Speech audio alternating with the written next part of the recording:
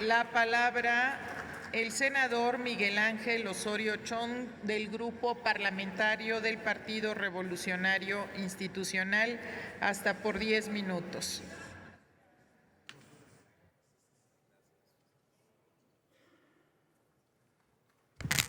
Con su venia, señora presidenta, compañeras y compañeros senadores, saludo a quienes nos siguen a través del canal del Congreso y redes sociales. Señoras y señores, hoy este Senado manda un mensaje importante, que podemos trabajar juntos para alcanzar propósitos compartidos, más allá de pensar distinto. Hoy, en este tema, honramos el diálogo, la razón y la palabra. Detrás de este proyecto de revocación de mandato y consulta popular está el triunfo de la buena política.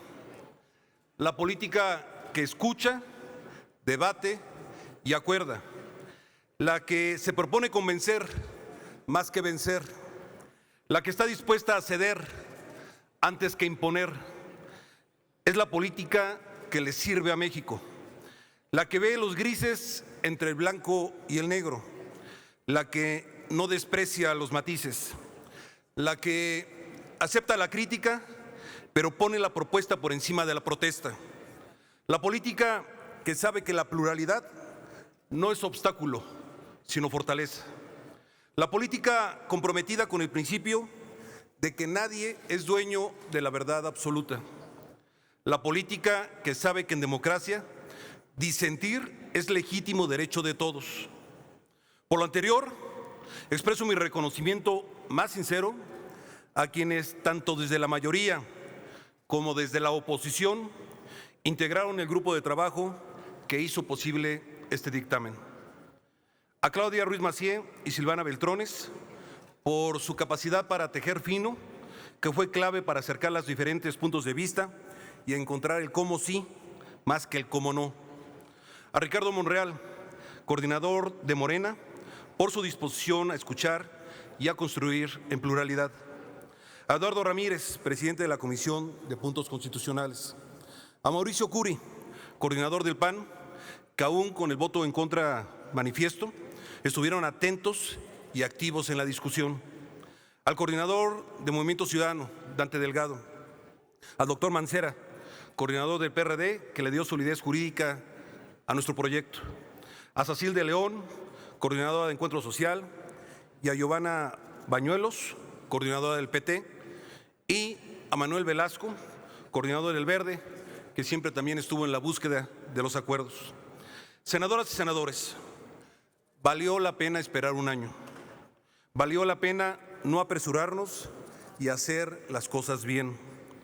El dictamen que hoy se aprobará guarda una importante distancia de la propuesta que se nos hizo llegar desde la Cámara de Diputados. Y qué bueno que así sea. Primero, porque muestra que nos tomamos muy en serio nuestro papel de Cámara Revisora. Y segundo, porque antes que ser la derrota de alguien, es la victoria del diálogo.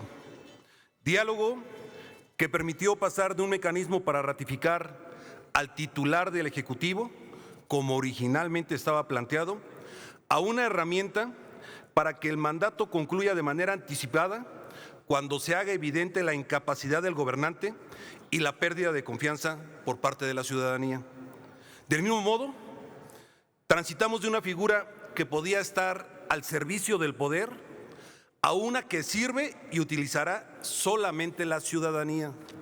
Se logró evitar empatar el proceso con las elecciones intermedias, lo que significaba un atentado contra la equidad del proceso y nuestra democracia construida en los últimos 45 años. Será el Instituto Nacional Electoral, una institución creada por muchas generaciones de mexicanos, la que se encargará de la organización, la difusión y el cómputo de resultados. Algo similar pasó con Consulta Popular, que gracias a la apertura de todos los grupos fue modificada para hacer de la misma un instrumento más accesible y de mayor impacto, previendo, por ejemplo, consultas regionales y también, obviamente, las nacionales. En suma, aquí no se legisló para un gobierno, se legisló para un país. Pero aún en ese sentido, hay una reflexión que no puedo omitir. Hoy, es cierto, con la revocación de mandato estamos avanzando en contar con más mecanismos de participación ciudadana y democracia directa al interior del Estado mexicano. Sin embargo, esta es una herramienta que debe de mantenerse fiel a su espíritu.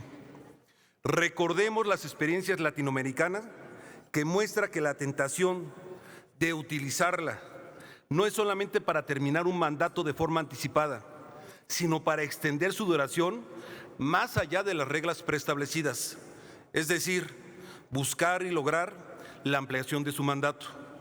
En contrapartida, cuando se utiliza solo para el golpeteo político o para mermar el mandato de las urnas, puede generar ingobernabilidad y distraer a los gobiernos de su función principal. Es decir, utilizada de forma perversa, la revocación podría vulnerar el sistema político mexicano y a sus pilares, como son los periodos sexenales sin reelección. En este mismo sentido, en lo local y por nuestra propia geografía político-electoral, hay entidades que pueden correr el riesgo de entrar en dinámicas poco saludables, yendo de revocación en revocación. Por eso, antes de ser una herramienta para debilitar a un gobierno, esta figura debe contribuir a la gobernabilidad democrática. Estoy seguro de que nadie está pensando en la revocación para agregar un problema más a nuestro país, que nos distraiga de la búsqueda del desarrollo y que nos distraiga de la prosperidad de México. Es decir, debe ser una solución, no un problema, para brindar salidas institucionales ante escenarios extremos en los que exista no un déficit, sino una crisis de legitimidad. En este marco, corresponde a todas las fuerzas políticas actuar con sentido de responsabilidad y contribuir a que la revocación de mandato se mantenga como una herramienta de participación ciudadana y no como un arma para dirimir o arreciar conflictos partidistas. Compañeras y compañeros, el Senado de la República está llamado a hacer la diferencia por la vía del diálogo y por la vía de los acuerdos, en donde más allá de las diferencias propias de cualquier democracia, se construya a partir de las coincidencias y más allá de intereses políticos, se privilegia aquello que beneficia a la sociedad. Una vez más, hacemos patente esta nuestra convicción. No es casualidad que los temas más complejos sean aquellos en los que se logra mayor consenso.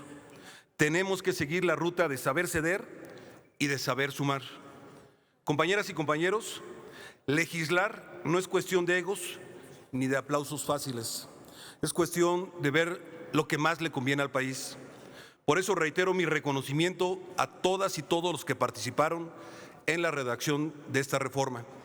Nuestra obligación de todas y de todos es cuidar a México, cuidarlo de los excesos, cuidarlo de poner en la ley algo que pueda ocuparse equivocadamente o con fines meramente políticos. Hoy tenemos desde el Senado, para todas y para todos, un instrumento para fortalecer nuestra democracia participativa, para evitar desviaciones en el ejercicio del buen gobierno. En suma, un instrumento para que le vaya mucho mejor a México. Muchas gracias por su atención. Gracias.